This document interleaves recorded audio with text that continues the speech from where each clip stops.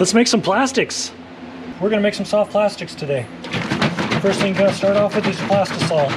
Mine's been sitting a while, so you gotta shake it up real good. And I suggest you do that early because you want to get all the bubbles out of it before you start working with it and pushing it into molds. You can see how bubbly that is. So we're gonna let that settle for a bit. I don't have a vacuum chamber, unfortunately, but I'm not that big time yet. So I'm gonna use one of my recipes from the past that I called Golden Pumpkin. That's it if you're interested. For 1 cup of plastic, we're gonna do 7 drops of pumpkin brown and 5 drops of chartreuse. And that is open and I'm making a mess. Not awesome. So normally I would add black flake, but I have a local tournament coming up, actually a couple. So what I'm fixing to do is put more of a purple hue. So I might do some purple flake, like super small, and I mean fine, fine, fine. This is like purple dust, basically. I don't tend to like to work with glitters, because if you get your plastic just a wee too hot before you burn the plastic, you'll end up burning that glitter, and it just makes a mess.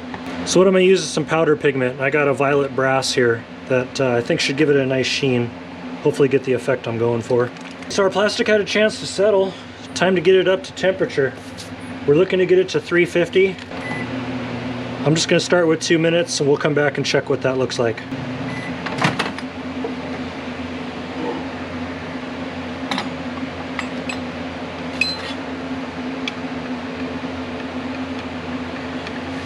Okay, so that was 145. We're getting close. We're getting into gel phase. It's going to need a little more heat. Yeah, we're at 307 on surface temp. If you want to be exact, you should use a better thermometer than that.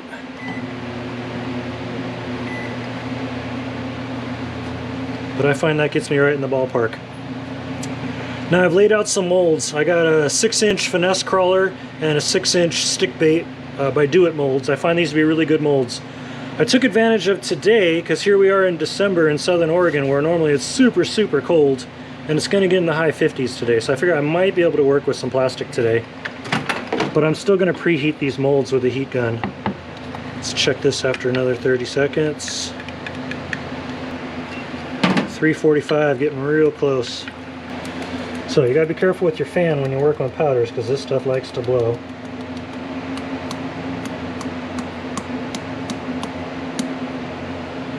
I'm not being very exact there, I know. I'm just going to mix that in, we'll see what we get.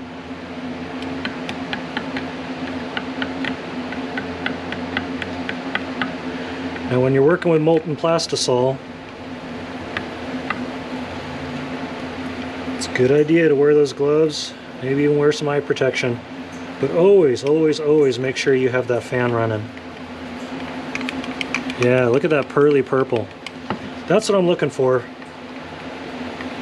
When the light reacts with my bait, I want that purple to show up. I'm going to do 7 drops of pumpkin brown. About there, that might have been 8. And I need 5 of my chartreuse.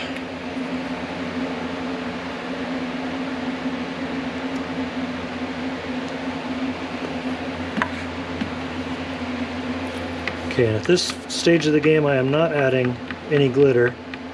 I want to see how these turn out without it.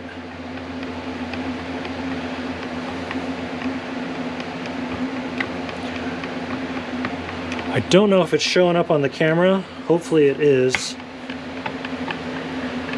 But we're getting a nice cinnamon brown.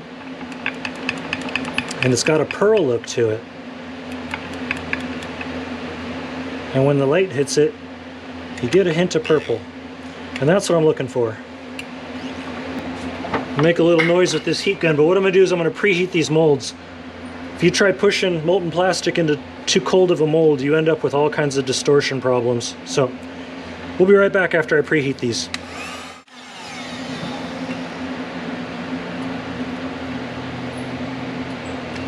Okay, so I got my molds up into the 90s. I think that's appropriate. Just going to lubricate them up a little bit.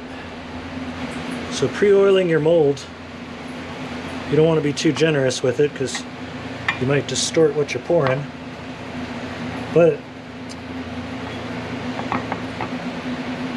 it helps your baits come out nice and easy, kind of like a cooking spray does if you're a baker. And you should end up with a nice shiny bait at the end.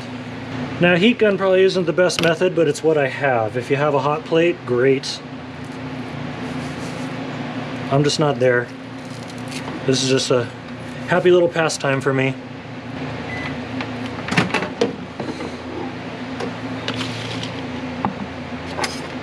Oh boy, that's looking amazing. So why bother? I mean, you can go buy a pack of plastics cheap enough. I just feel if you can pour your own custom colors, it sets you apart. And maybe that's the difference between a good day of fishing and a great day of fishing.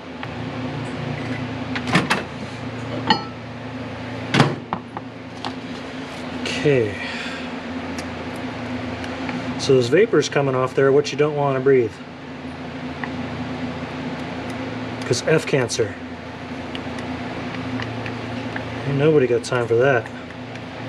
Oh God, it's a beautiful color. I am super stoked on this.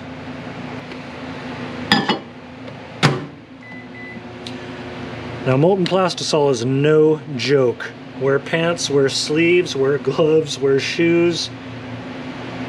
This stuff will ruin your day. Anybody who does this knows. Anybody who's learning, you don't want to find out the hard way. Just trust me. Ooh, I think this is perfect. You can see it welling up in there. Got a good consistency. Now, in my limited experience, I would just press this and not check the temperature, but since y'all are with me, let's check it. 348 surface temp, which I'm just gonna call that good. And drop some plastic. Get a nice consistent push. Big mold, so there's the resistance. I'm just going to keep a little pressure on it for a second. Pull out, top her off. I don't know if it's showing up, but you can see that plastic sucking in as it's cooling. And that's why you always make sure you top off your molds at the end. Sometimes you have to top it off again if it's a particularly large mold like this one. But I held that pressure for a little bit. It was already cooling because this mold wasn't, but you know, in probably 75, 80 degrees after I preheated to 90. Yeah, I think we're good there. I don't know if you can see that, but that sprue sucked in a lot. I'm really hoping that I don't regret not topping that off a second time. But let's open her up, see what we got. Woo! That's what I was looking for. Look how glossy those are. Just the slightest hint of purple on it.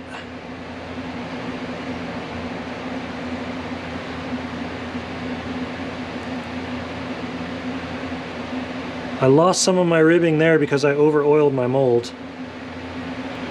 I got good density. Good density. Now why I'm giving these a squeeze, especially up towards the top of the mold, is to see if I got any air pockets in there when the plastisol cooled. Yeah, we're feeling good. Those all have a good density to them. Be right back, I'm all gross. I think those are a winner, and honestly, I'm not going to be fishing these unless I catch a limit and then I'm going for my good kicker fish. These might be Nico rigged or something like that. So I think I'm only going to do one pressing of those. 4 should be plenty. Let's press some finesse crawlers.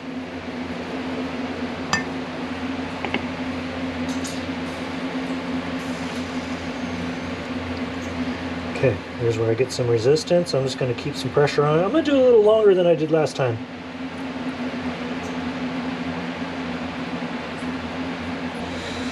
Okay, let's see how we did. Oh, gorgeous.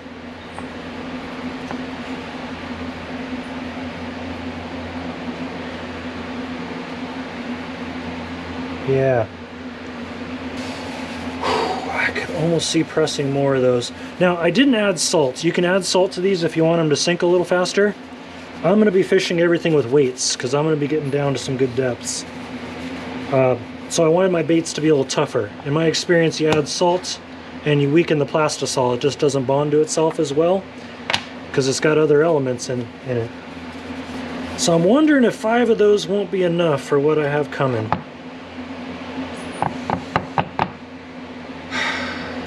I'm going to press the small baits with some glitter.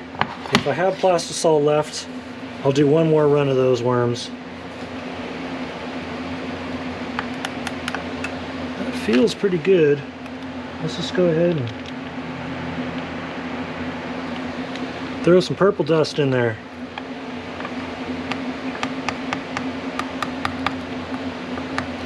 I don't think that's going to be anywhere near enough for what I'm looking to do. Nope.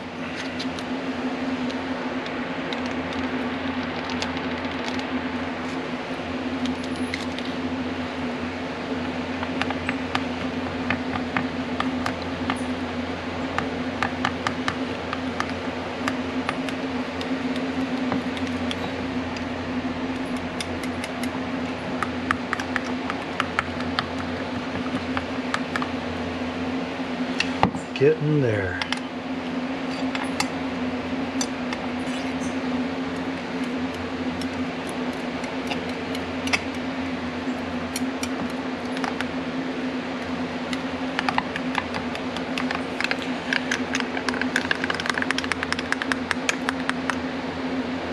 Yep, that's what I want.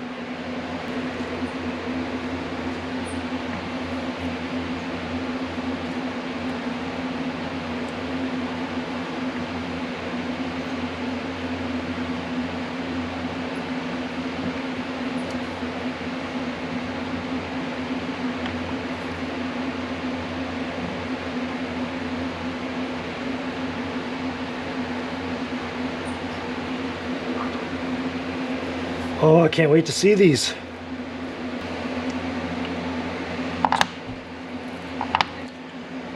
Oh my gosh, this little Ned bomb looks awesome. We got the purple pearl, little purple flake in there.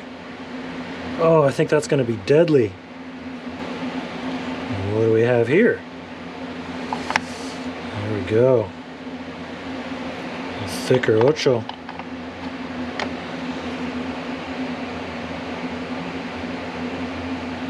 Okay, so that mold was a little cold. I got a little bit of a dimple there. But I feel like nothing in nature is perfect anyway.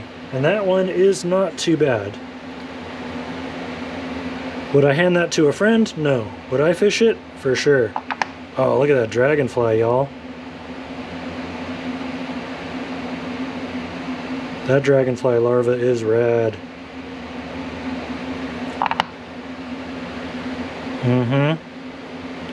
Got a good cinnamon color to it. It's got that purple I'm looking for. And last but certainly not least, this is my workhorse, my 3-inch dingers.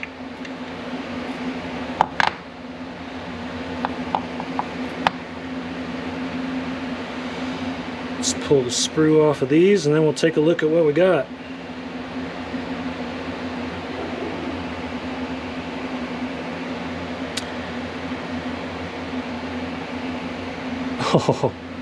Oh, good night. Good night. Yeah, whoever shows up to that tournament, better bring it, because I am. Yeah.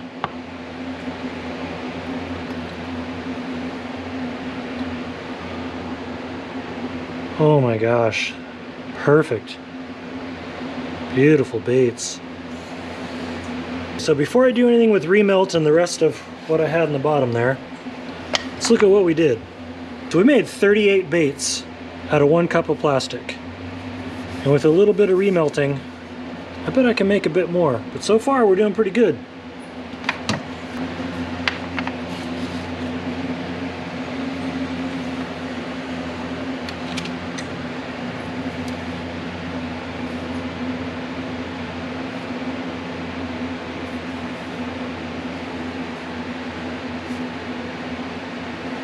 Okay, well that's not a bad haul. From 1 cup of plastic plus a little bit of remelt, Hopefully these will be some tournament winners.